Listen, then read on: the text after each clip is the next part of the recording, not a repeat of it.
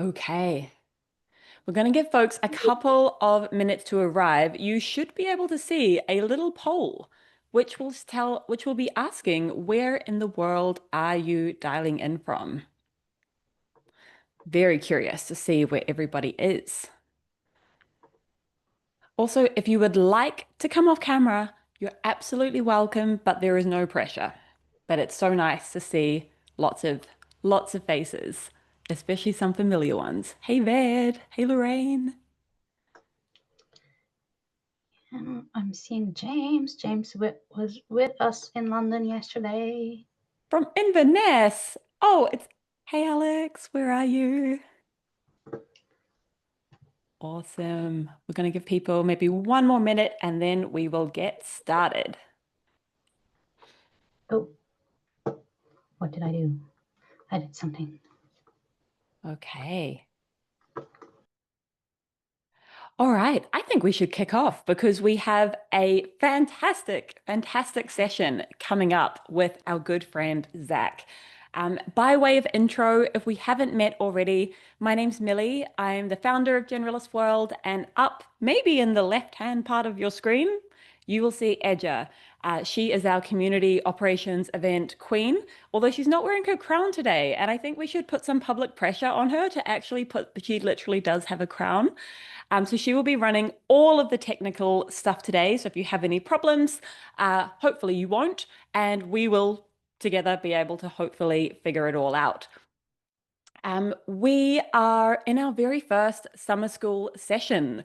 If this is the only one you've RSVP'd to, number one, fantastic choice. Number two, we're going to add a link. If you want to come to any others, they're totally free. I think we're running like 8 different ones, all different generalist skills, and it's, yeah, accessible to everyone.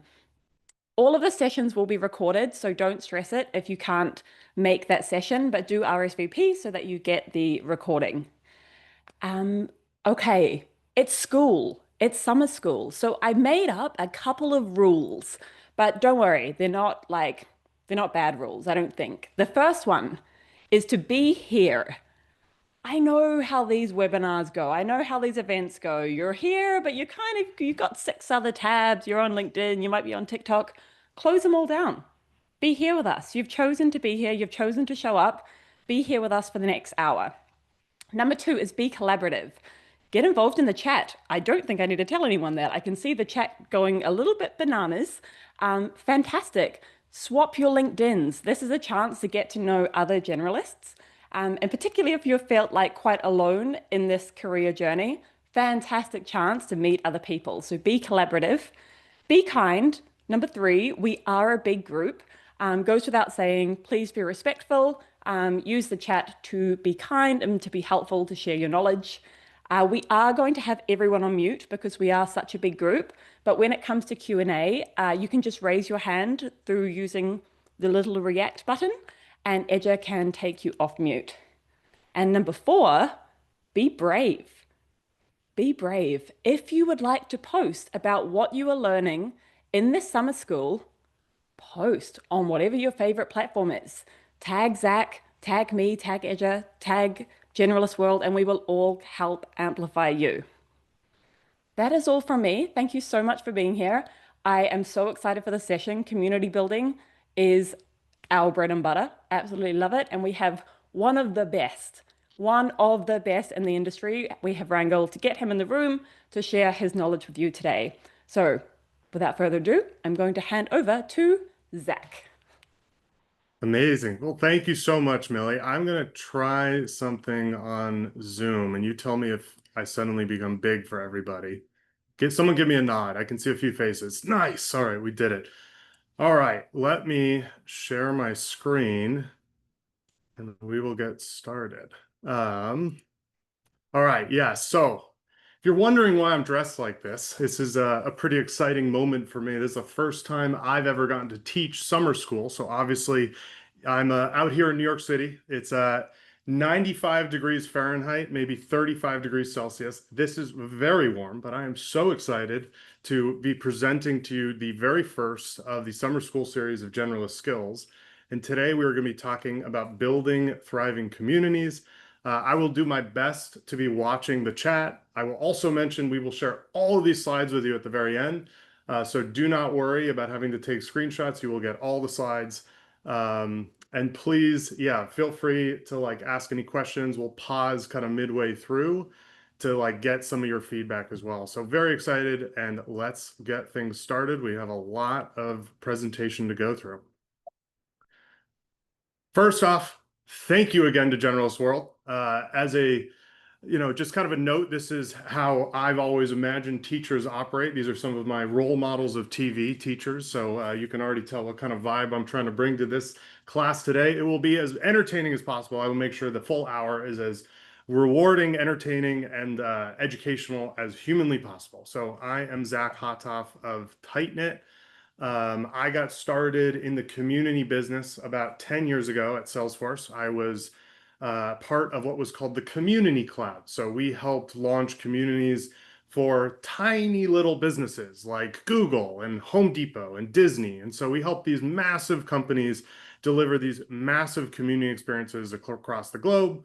I left Salesforce to jump to a company called AirKit AI, learned kind of the basics of AI building and thinking about digital experiences. That company ended up getting acquired by Salesforce.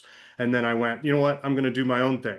And the next vision for me was, how do I take B2B community building and AI and bring it together into a platform that's going to make the most sense for the future of how we think about communities. So today, here are my goals for all of you. So by the end of the day, I want you to leave knowing how community people think about this word that we say, community. It's a word that we use every day, but in our world, it actually has a business sense, and we'll kind of get down to the basics of what I mean by community. I'll talk about how to position yourself for the future, for how to be a community manager, how to think about community work. We'll also get into a little bit of a worksheet about how to start your own community if you want to, or how to think about like the idea of community building as a practice. And then of course, we'll talk a little bit about Tightknit, because I got to eat, I got to make some money. And of course, there's so many people in the room that are thinking about building the next generation of professional communities. So today, we'll do a little bit around community building. We'll talk about community for generalists, which I almost think is an oxymoron. We'll get into that in a moment. We'll talk a little bit about Tightknit. Well, of course, because this is summer school, give you all homework, because that is the job that I have today. And then finally, we'll finish with some closing thoughts and then finish that whole presentation for the day. All right. Who in the chat can name this movie? Let's see who gets it first. Idiocracy, Kevin. All right, great. So the reason I love to bring up this movie is this is an incredible example of community. You probably don't even know why, and it's actually on Luke Wilson's feet. So Idiocracy was filmed in 2004. So this is a couple years before Crocs is going to make it big. And the whole story goes, Mike Judge, he goes to his costume designer, says, I want you to find me the ugliest shoes. Some shoes that no one will ever wear in the future. I want to make sure that we have these shoes that only people 1,000 years from now, when the world has gotten dumb, dumb and no one wants to think, what are they wearing? And the costume designer found this small, tiny company that made these rubber shoes that pretty much only nurses and gardeners were wearing. And she's like, all right, this is the ugliest shoe I could possibly find.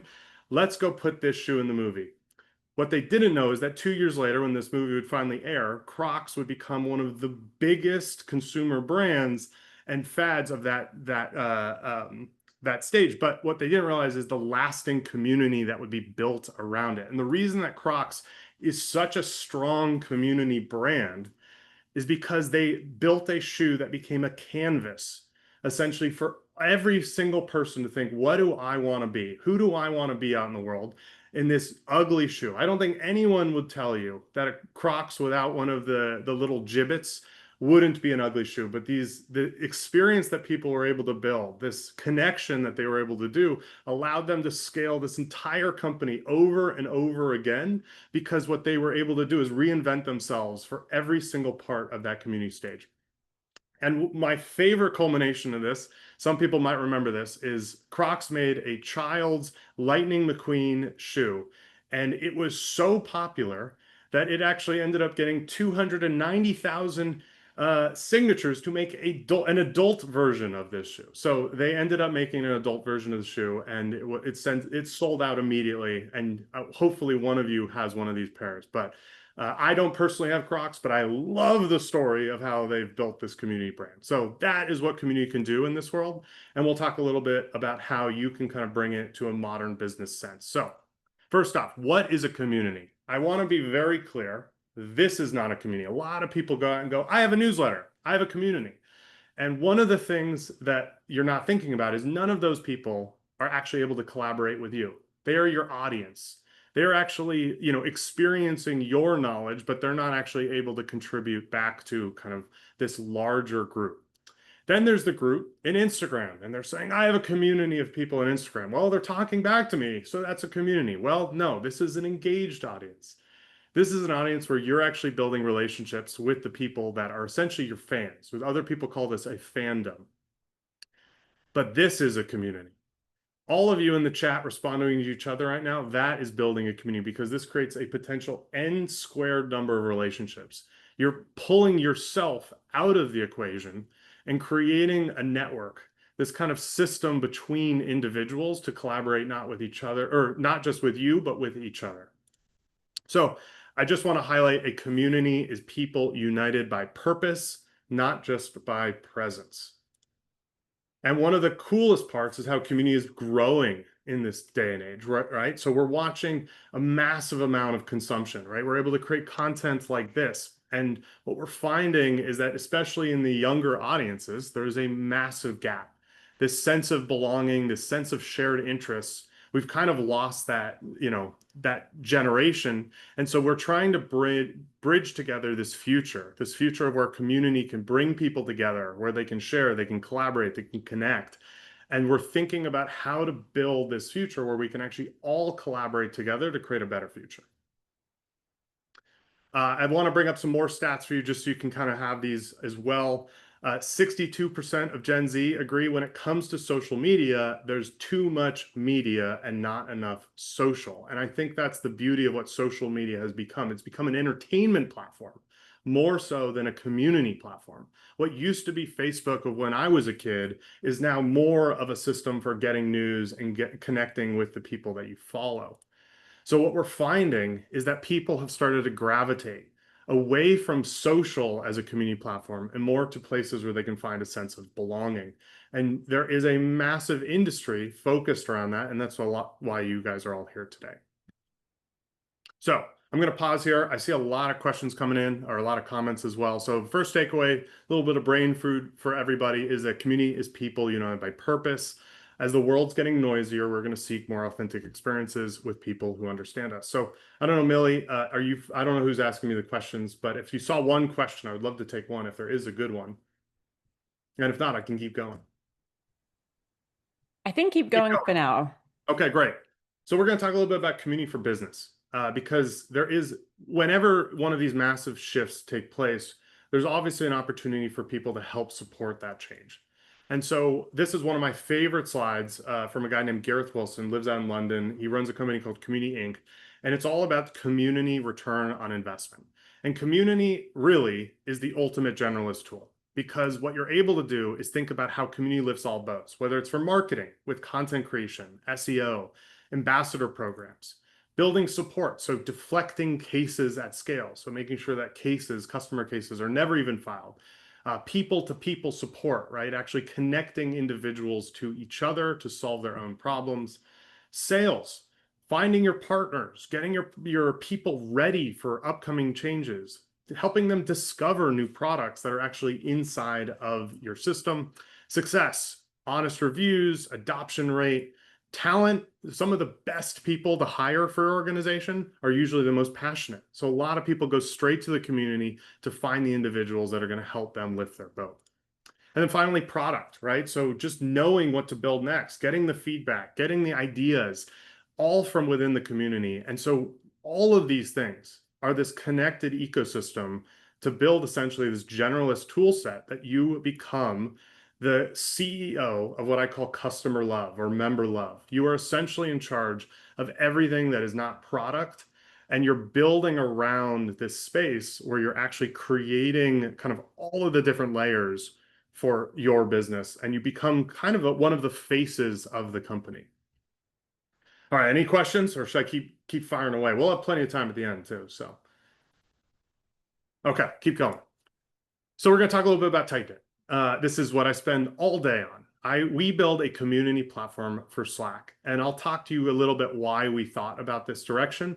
But what we do is we take Slack, which a lot of people are, if you're in the generalist world community yourself, you might know Slack is an incredible collaboration community platform, but it's actually not a community platform. It's missing events, it's missing champions, it's missing moderation, onboarding, engagement, all of these tools that standard community platforms have. So what we realize is rather than build something and pull you away from the space that you actually wanted to collaborate, what if we brought all of those amazing tools to you?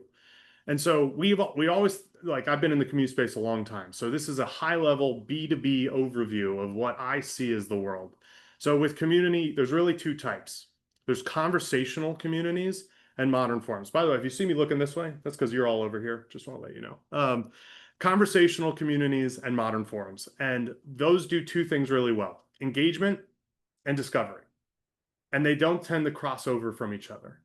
And so if you look at what platforms a lot of people end up hosting their community on, this came from the CMX community report out in 2024. Slack was the #1 community platform, probably because it's so ingrained with how we think about building at work. It became the easiest communication layer for what I call your 9 to 5 community and not your 5 to 9 community. And those are two different types of communities. The communities that want to help you with your career growth versus the ones that are more kind of enjoyable and the ones you're building kind of around your, your pastimes. So here's what we did. We said, screw it. Let's build a platform that brings both of them together. And so how do we do it? Well, let's take Slack, this #1 community platform for conversational experiences, and we're going to build a modern forum on top of it. We're going to bring all this amazing work to you on top of that. And we've had incredible companies, and I chose my favorite generalist tools that are customers of ours today. So whether you're Beehive or Gamma or Clay, Glide, Lindy, Reloom, or Captions, all of the latest and greatest AI companies are thinking, how do we build communities for our customers, right? We're going through a massive experience of change, and we want to be able to bring all of our amazing customers, the ones who want to learn about how to bridge this new gap, and bring them into a space where they can learn with each other. So our Tightknit product, what we do a lot. And I'm not going to have enough time even today to show you everything.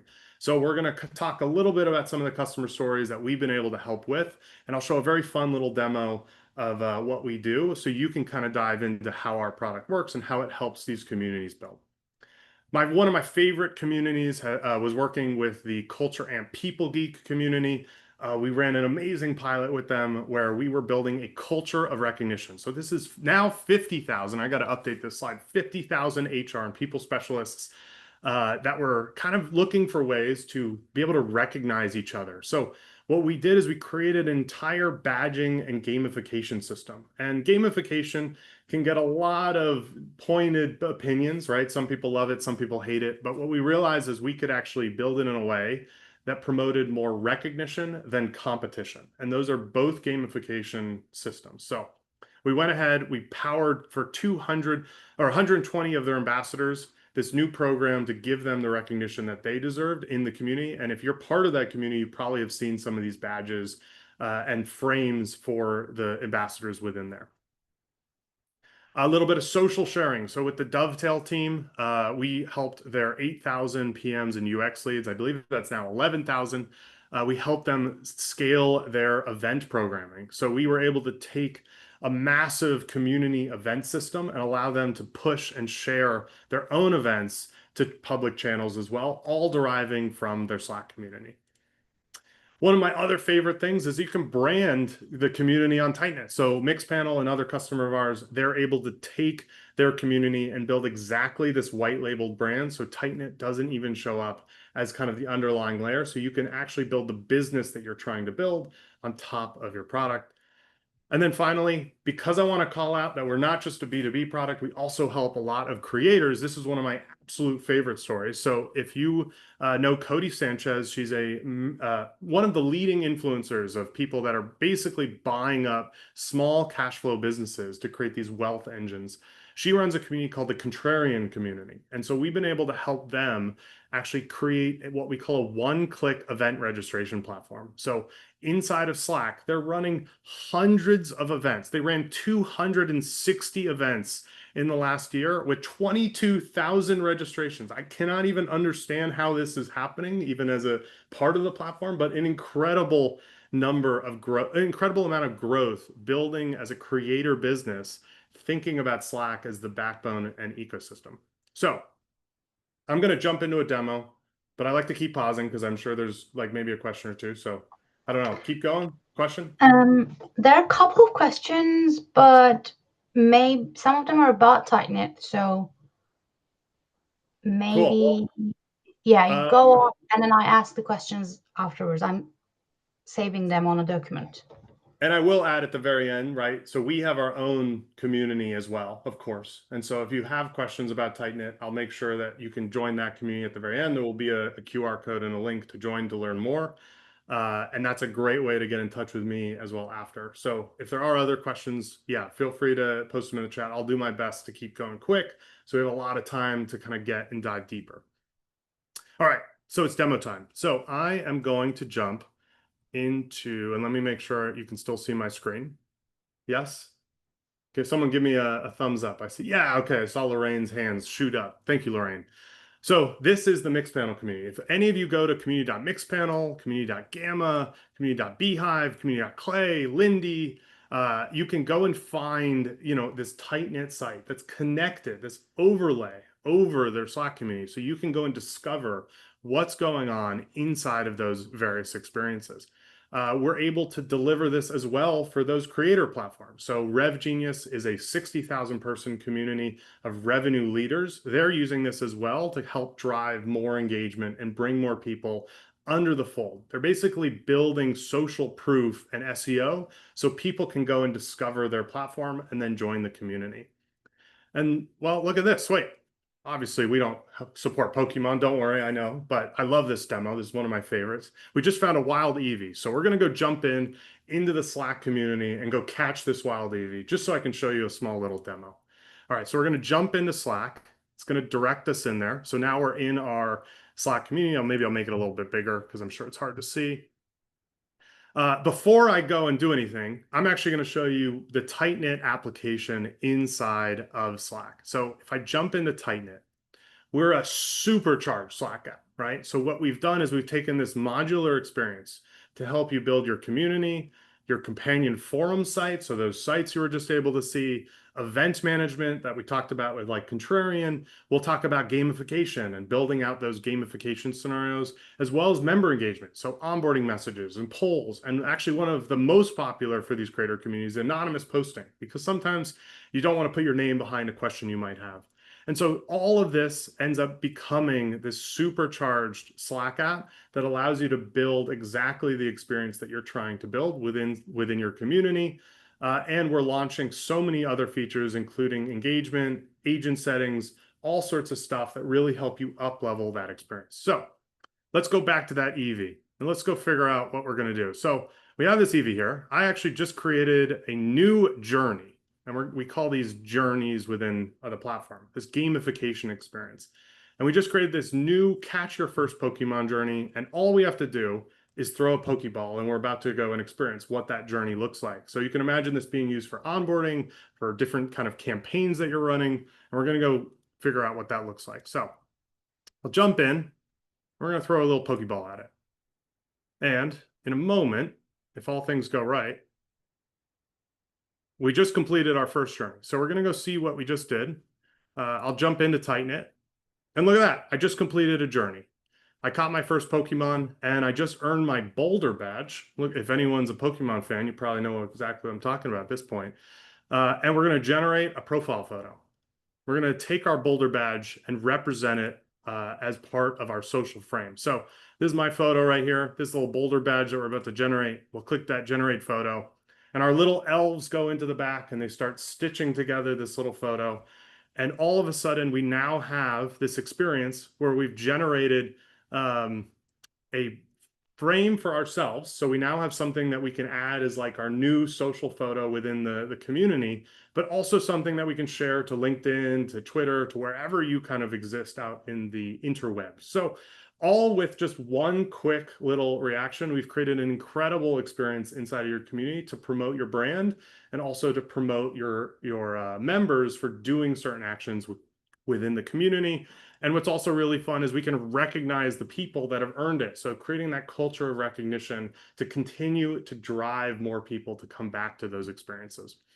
Obviously, this is a very lightweight scenario. There's so much more I could show you, but we only have an hour and I got more to cover. So we're going to jump back into our slides and keep going. So a little bit of takeaway. A community platform is a powerful tool for bringing your community together over a digital experience. I want to mention it can be the primary experience for your community or what we call a sidekick for creating in-person or IRL communities.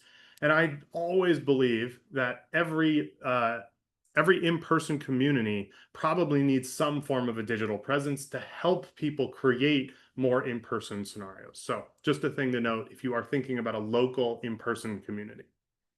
All right, I'll pause again for any questions if there are any. I know we haven't really done any yet, but I think, I'll go for it, Millie. yeah, I think we've got a couple. Maybe we could do some like real quick ones to kind let's of, do it. so one of the first quick ones is, does Tightknit work on Eventbrite or Luma? We have a Luma integration and Eventbrite. You can still use it with us as well. So you take the link and it still does work. Okay. It's not a deep integration with Eventbrite though, but yes, we work with both Eventbrite and Luma. Okay. And does Tightknit also manage membership subscription payments? Not yet, but that is a great question. And I say yet because that will be coming very soon. Okay. And last quick question for now. Someone likes the anonymous option. What about posts that disappear? Ooh, that's an interesting idea, like a little destructive time bomb post. Well, we don't have that today, but I really do like the idea. And so I will make sure that we add it to the backlog in case anybody's looking for something like that. Awesome. Thank you. All right. This wouldn't be summer school without homework. So if you're interested and you have Canva, and you're interested, I think Canva is also a sponsor, if I recall, right? Which is even better. So you'll get ready for the Canva presentation. We're going to go through a little exercise, and you can do this at any time, but this is going to be a community building for generalists exercise. So I highly recommend getting the worksheet. Maybe Lorraine, because I can see you, give me your hands again. If you can give me like yeah, she got it. Okay, so it's working. Cool. But I'm going to jump through it from here. So you can also just follow along if you're interested. But we'll talk a little bit about like, what does it take? Let's imagine Millie's very early days before she even thought about what generalist world could be, right? Like this is essentially how to start a community. Because if you're a community builder, it's just like starting a business. You have to think about how many people, what are the people that you're targeting, who, like how you're actually going to go to market, as you might say, or go to community. And so what we're going to do is we're going to talk a little bit about how to build a community. And let's see if I can move some things around so I can see the screen myself. So my first instruction to you is there are different types of communities. There are product communities, there are interest communities, communities of practice, communities of identity, communities of place, communities of purpose. And so what you want to be able to do is figure out, as a generalist, you have a lot of skills, so I hope you know what you have in this scenario, but you need to be able to at least identify 2 or 3 of them in every category, because what you can do is take those cross sections. And so once you do it, oops, let me jump back. Once you do it, we'll jump into let's see, how much time we got? We got 30 minutes. Perfect. So I'll slow down just a little bit. So I'll give people some time to fill it out. But the fun part is that once you've got your kind of layers of what you are good at and what you know, you can then jump into exercise 2. And exercise 2 is going to take 2 to 3 of those. So you're going to be able to take like examples. So if I was a marketing community for Asian people in New York City, so Asian marketers of NYC, I've created this niche, this kind of sense of belonging, because if I fall into that category, that's a space that's more powerful than the marketers of NYC or just Asian marketers globally. I've actually created this space where I feel like, oh, because, you know, maybe if I'm Asian in New York and a marketer, I might actually show up to this space. If I'm an accountant who loves to create designs in Canva, I might find a space called Canva for Accountants. And finally, if I'm a cyclist for community, you know, or for climate change, that's another way to cross section these kind of experiences for your community members. So my next step for you is to take what you had in exercise 1 and put 3 of them. You can combine them, but usually you try to keep them separate into these 3 boxes, and then maybe give it a fun name just for fun. So what you're learning is how to create intersections. This is the intersectionality of community. It's taking the different parts of your experiences and bridging them into one kind of community layer. So once you're done with that, this is the hardest part about community building. The most disappointing part as well is actually figuring out, is it a viable business model? So what you end up wanting to do, I took that example of Asian community or Asian marketers in NYC only because it was the easiest one to research with a short period of time. I was able to find a reference to how many people are in the Asian people are in the NYC ad industry, which is about 10.6%. I found how many marketers are in NYC, and I figured out there's about 58,000 possible people that would be interested in joining my community. My next step is actually to figure out who are my competitive communities, because you know, I will admit there's a big sense in community building that we're all in this together. But if I have to be honest with you, communities are competitive. If I am spending time in one community versus another, that means there's less money for this community to survive. So you are in a competitive environment. You are competing for people's attention and time, and it is worth recognizing who your competitors are and how you stand out from them. And then finally, this is a really important one. And I tell people very early on, you don't need to start as a free community. You need to understand what your value is worth. So what is someone's willingness to pay for your community? And this actually can be used as marketing. I know communities that started off right off the bat at $500 a month per person immediately, right? It tells you immediately who this community is for. It's for people that are willing to pay that amount of money, and you're creating this sense of exclusivity. So by understanding who you're going for, the income of the individuals that you know you're going to be working with, how much time they have available, this also will define how your community will operate, and what are the alternatives, right? How much are others charging, and where might you find your niche? You're able to figure out what is your essential willingness to pay for the community. And of course, as you're doing this exercise, you're going to create more questions that you're going to have to answer. So a good example, if we try to build this Asian marketers in NYC group, let's imagine, are we promoting ourselves to all ages? Am I going from 20 to 70? Do I have to care about what stage of the career they're in? Do I have to think about what part of New York City to prioritize? If I'm thinking about Manhattan versus Brooklyn versus Queens, or should the events be connection or content focused? Are people coming to me to learn or to meet each other?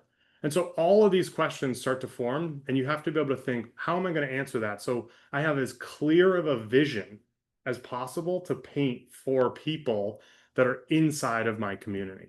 And so these are just some of the exercises that I would ask you to take in order to do it. There is a long roadmap. Millie will tell you it never ends. And the world just continues to grow from here in terms of what you think you can build for your community. So I leave you with this last next steps page. Getting started. I love to tell people, just go do it. Everything in community is an experiment. You're going to fail immediately. I'm telling you all now, like 95% of you will fail on their first try. And then 90% of you will fail on your second try. And then 85% of you will fail on your third try. And so you can kind of see that community building is a growth experience. It is trying to continue to grow with your members. One of my favorite communities to reference is the YMCA.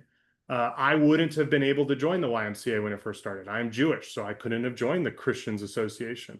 I am a young man. Many of you in the audience are not young men, but now the YMCA in America is an open organization that anybody can join. And so you have to think about how you evolve with your community as time goes on. So that's a great example of one that started small and grew up into kind of a bigger space. find your founding members and try to make sure that you're thinking deep, not broad. I get caught up so many times with community people that are thinking, how do I go to 1,000 members? And I'm like, do you have 10 members? Solve that problem first. Get 10 members that love you, that love what you're doing, want to be able to jump into this experience, and then solve it for them. And if they love what you're doing, they will tell others, they will grow the community with you and on your behalf. Build the people that are willing to vouch for your business so that you don't have to think about doing it all on your own. And then, of course, if you're looking to choose a platform, my number one rule is just meet your members where they are. I can tell you, as someone who sells community platforms, we're going to say, of course, you should come to our platform because of XYZ. We have all these cool features. But if I have a community, let's go with, chefs. I'm not saying you couldn't start a chef's community on Tightknit. I actually do know one that's trying, and it probably is going to work just because it's a unique group of chefs. But Slack is not made for chefs, right? It's not a very popular tool for chefs. If you're looking for building a community for salespeople, however, or HR people that live and breathe in Slack, that's really meeting your members where they are. So that's how we think about building with Tightknit, is we're trying to find professionals that are thinking about kind of that 9 to 5 community, this career growth space where people can join and actually essentially have no login, jump right into the community because they've already got Slack open throughout the day and interact with it. I mean, look, we're having a session that's 12:30 in Eastern Standard Time. Thinking about that is a 9 to 5 community for people that are thinking about career growth, and a good reason that the whole community is powered now in Slack. And I think that kind of shows you that you want to meet your members where they are. Okay. This worksheet is available here. Feel free to find it again at go.tightknit.ai/generalist world worksheet, GW worksheet. Feel free to share it. Give me any feedback on it too, because I made this thing just for this presentation and I had a very fun time because, again, it is summer school. So I am heating up. So let's keep going. The next takeaway, starting a community is a lot of work. It's not easy. A lot of people think it's going to be easy. It's just people, right? But people are like cats. Actually, we're worse than cats. We're cats with opinions that can speak. So herding cats is very difficult. It can also be very rewarding. If you want to turn your community into a business, which you do not have to, you can have it as a pastime. It can be fun. It can be just something you enjoy. But if you want to turn it into a business, focus on the value.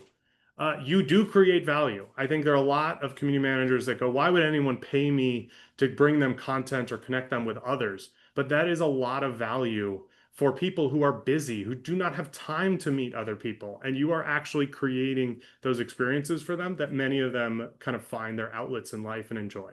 So do not undervalue yourself. All right.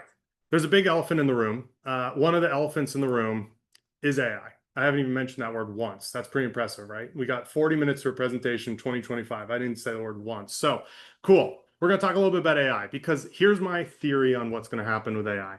I think what we're seeing in the market is that other systems, these systems around support, sales, marketing, what we're finding is that there's so many AI tools popping up to try to deliver these incredibly enhanced experiences that are eliminating kind of the human jobs behind them. And you have to admit they are, right? And we're finding this new career growth ladders across all of these experiences. I do not think they will disappear entirely, right?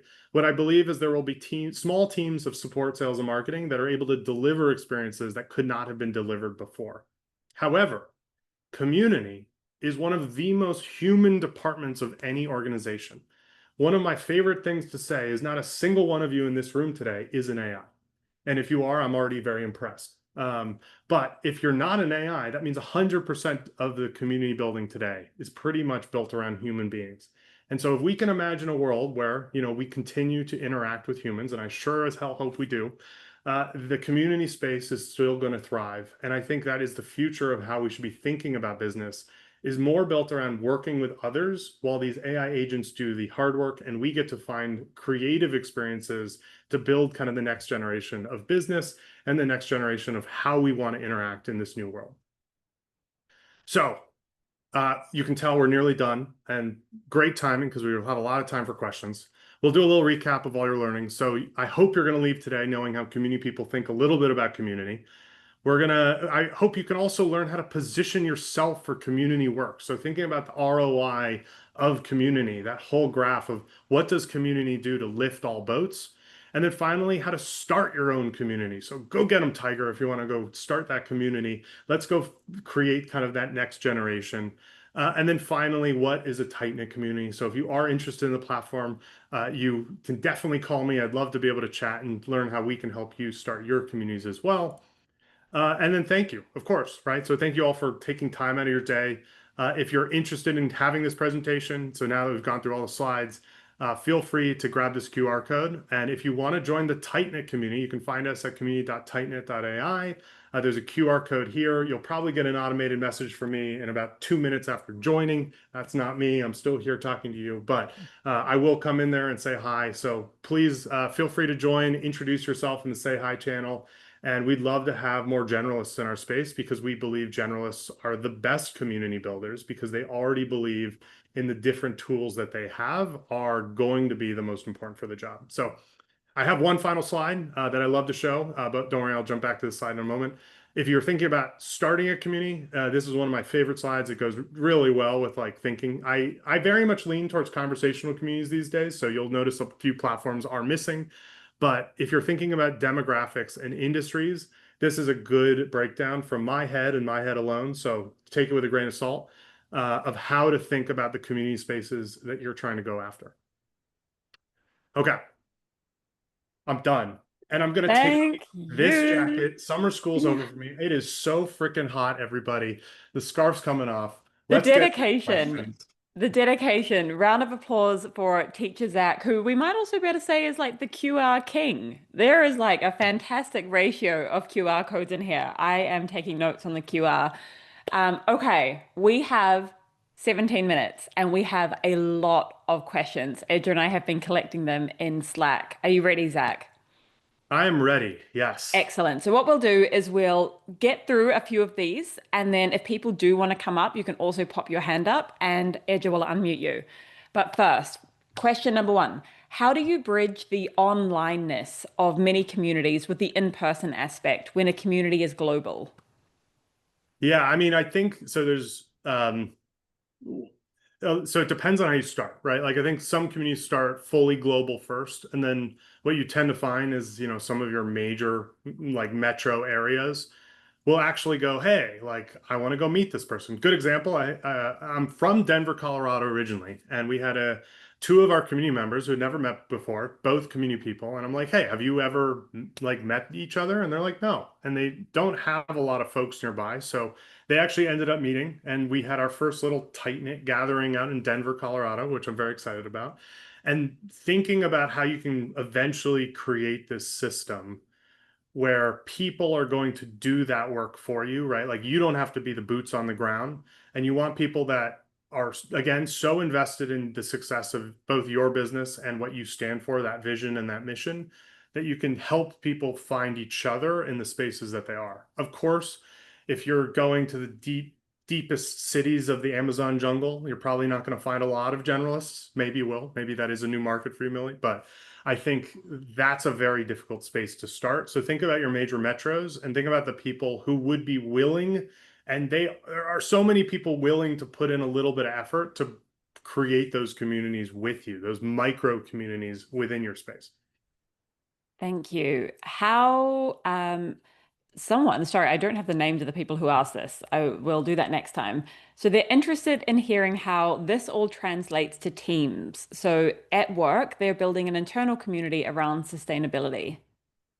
And so also I'm going to share my LinkedIn because I think I forgot to share earlier. So if you want to find me on LinkedIn, there's my LinkedIn. Just so I get that question clear, and I know you didn't ask, is it a capital T Teams or lowercase t Teams? Like it is Microsoft Teams, or are you just talking about Teams? Because I get that question a lot. Great question. Who asked it? Can we see? I think that was meant as like Microsoft Teams because it's a capital Okay. T. And sorry, Julie, I did take the scarf off, so hopefully everyone can still listen to me. I like to think I'm even smarter when I'm not constricted. We'll see. But I will say this: my sister works at Microsoft and used to work on the Teams team, which is very funny. We live in a small conversational chat family, as you can tell. But Teams is very good at like internal employee conversations. I do know Microsoft has community products that they're launching for employees. I haven't explored them extensively. Most of the work that I do is built around customer or partner communities. So you can think of people that are not exactly in your employee space. So thinking about external users. We do have a few employee-based communities. They tend to be almost structurally as a business built around communities. So Teach for America is actually a customer that uses us almost as because they are essentially this community of teachers. But let's see, what can I tell you about Teams? Teams is difficult. I am a Slack fan, as you can imagine. I think it's possible. I just don't know how to answer it well enough to probably give you the best answer for it. That's also a great answer. Okay, Zach, this is probably one you will be able to answer because it is all about the failures and pivots that you might have gone through starting Tightknit. So, can Zach talk about some of the experiments and also the failures he made when he was starting Tightknit that helped shaped it to where it is today? I just want to be very clear. I am still failing all of the time, right? Like, I just want to make sure I have some success, more success than we had in the beginning, but I fail regularly. And it's always because we're trying something new. Like we ran a like ad hoc hackathon on Tuesday. Was that yesterday? Wow, yesterday, where anybody could stop for a half hour. We had one of our community members stop by. So I learned don't do ad hoc timed meetings. Make sure it's on people's calendar, otherwise they won't show up. Lesson learned, right? Because on Monday we had done a planned meeting.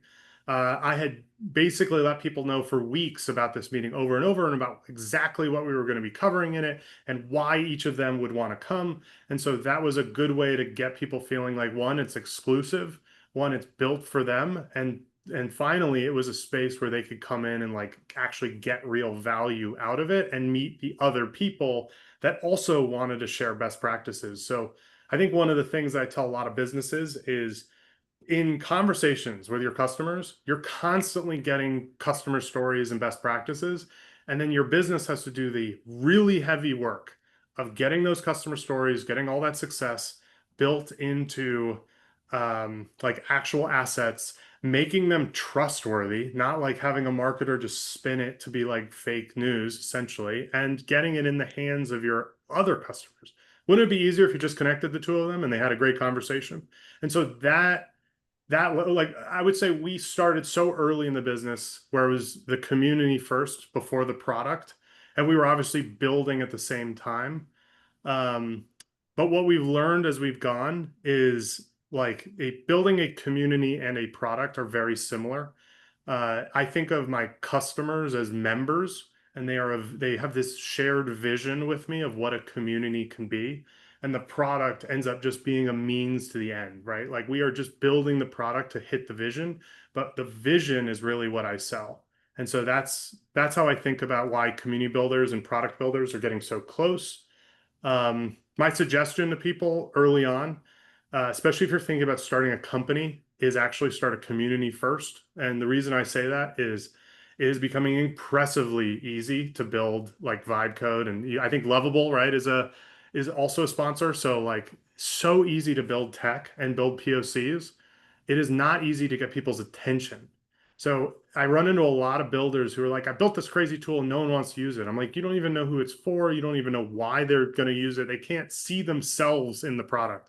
So I say go find the people first. Go create, like I tell everyone to go chase the problem, not the solution. Go find the people that struggle with your problem. And if you don't even need to build tech to solve it, you're doing a great job. Super. Okay, how do you encourage community members to become active contributors and space creators? And I can maybe weigh in as well after you. We can go back and forth a bit. Yeah, I mean, I will say this, like my background is literally in product building for community people. So this is the first time in my life, and obviously I've done a lot of community things in the past in college and high school and and throughout my life, but this is the first time I actually have owned my own full community. What I have the luxury of is I have worked with 300 plus community managers and I've heard all their pain, all their problems, all their solutions. And so I get to be kind of just the deliverer of really interesting communities and how people have operated. So this is not really from me, but what I think is one of the best ways to get people involved is a little bit of like letting go, if this makes any sense. This sounds very like you have to not try to control all of the community. You have to let people think of the space as their own. You have to let them have their like part of the community that they can choose what they want to see in it. And it gives them a lot of a thought, like it gives you a lot of authenticity and it gives them a lot of ownership, and that's a phenomenal way to do it. So like one final thing, I am the community leader for Slack in New York City. It's very helpful as well to like run a Slack community product and run the community for Slack in New York City. So I'm a chapter leader here, and I care a lot about people learning how to use Slack because it helps my business, but it also helps people see kind of the future of what they can go do. So I have fallen for this trap, right? It's a trap that I know exactly what I have fallen for. I love it. It's really fun to teach people and see how they can actually build on, new stacks and new solutions. All right. Sorry, Millie, I'm talking a lot. You can tell it's hot and I'm going so quick. So go for Millie. I would love to hear your take on this as well. Yeah. Well, I guess I can see some GW members in here. So, I mean, I could talk about this all day because I'm quite similar to you, Zach, in that I also had never like formally built a community. I just saw that there was basically, I just wanted to have some friends who also had this generalist background. And I think if you can start with that why, of simply just bringing people together. From what I've seen in other communities that I'm a part of, you really can't strong arm this. And if you are strong arming it, and by that I mean if you're kind of trying to force or like engineer these connections and this engagement, it just doesn't feel real and it doesn't feel fun. And that's not something that's going to last for like a long time. It's not going to be sustainable. And one of the coolest things I heard in the last year that's related to this is that community is just culture. And so your job and my job and Edge's job, everyone's job as a community builder, what you're actually doing is you're setting the culture. And that starts not just in your onboarding, that starts, so a lot of people here have probably seen us on LinkedIn. The culture starts there. And then it flows into the community. If anything, it just gets even more real in the community. And so when you can set this culture, people can opt in and they're like, this really resonates. I would like to be aligned and around these kind of people. I think I would feel really at home here.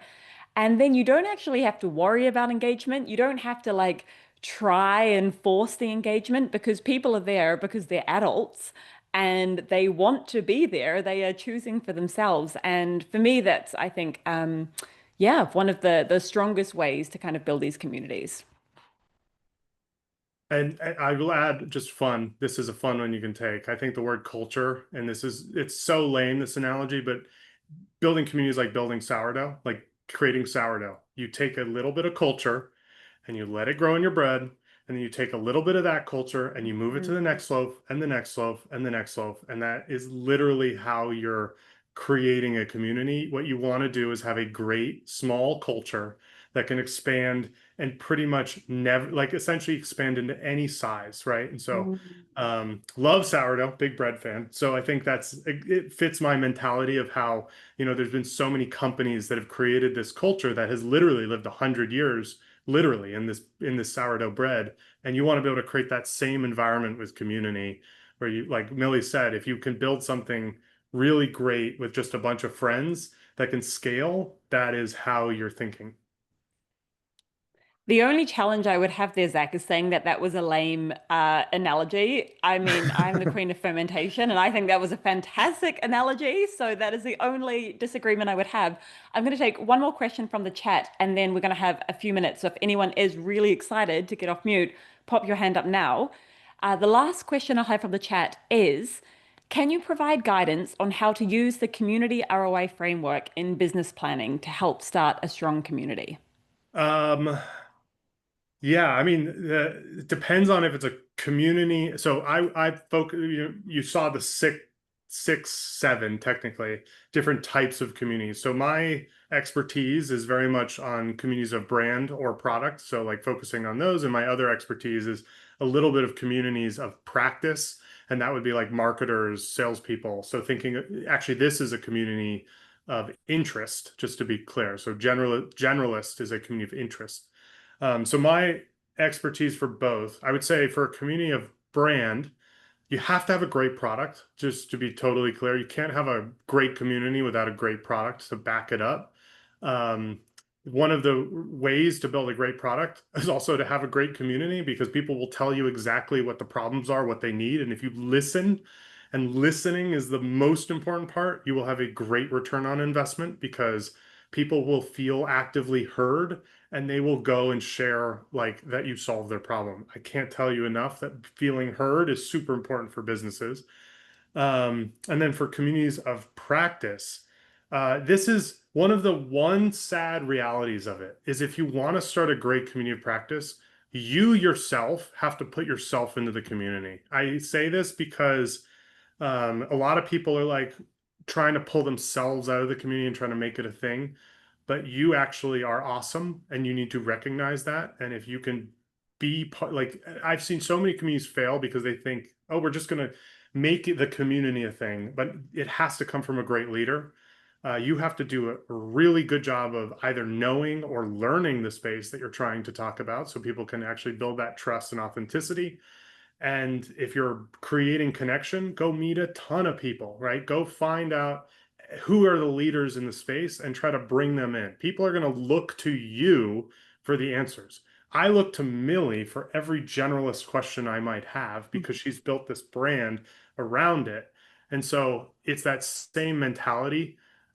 Go be awesome. Think like be courageous and go actually do it. You do not need to know the space. One of the best ways to build a community is to go, I want to go learn about a space, and you start a community around it because you want to learn. You just have to be able to have the courage to reach out to the right people to learn about it and bring them in.